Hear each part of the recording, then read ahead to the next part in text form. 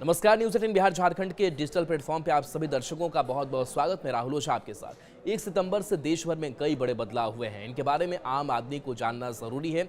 ये महीना इसलिए भी खास रहने वाला है क्योंकि इसी महीने जीएसटी काउंसिल की बैठक होने वाली है। इस बैठक में जीएसटी कटौती को लेकर फैसला लिया जा सकता है। 1 सितंबर से चांदी में हॉलमार्क लगाया जा सकता है। ऐसे ही अब चांदी की शुद्धता हॉलमार्क के जरिए पहचानी जाएगी। ग्राहक हॉलमार्क देखकर चांदी की शुद्धता की आसानी से जांच कर सकते हैं। इससे चांदी में निवेश और गहनों की खरीद पर अब ज्यादा ट्रांसपेरेंसी होगी।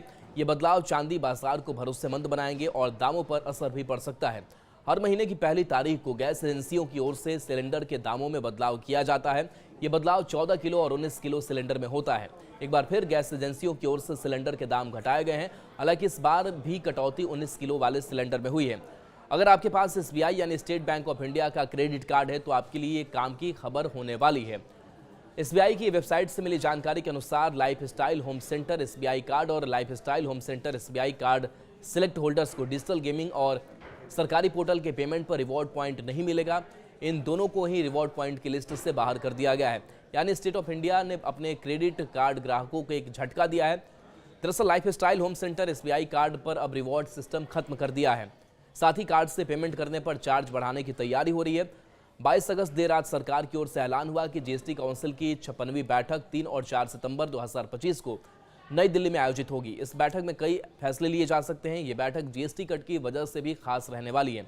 मीडिया रिपोर्ट की माने तो अब जीएसटी के तहत 4 टैक्स स्लैब की जगह 2 टैक्स स्लैब होगा, जो 5% और 12% का होगा।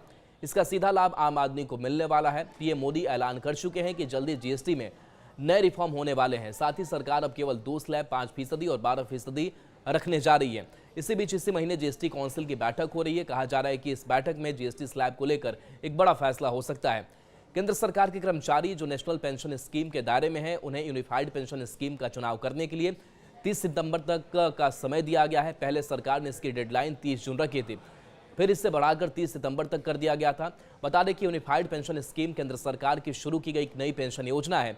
अगर आप 1 सितंबर से देश में डाक के जरिए कुछ भेजते हैं तो स्पीड पोस्ट के जरिए ही वो सामान जाएगा, क्योंकि भारतीय डाक सर्विस को स्पीड पोस्ट में मर्ज किया जा रहा है। यानी आपको भेजी हुई पोस्ट स्पीड पोस्ट के जरिए पूरी की जाएगी।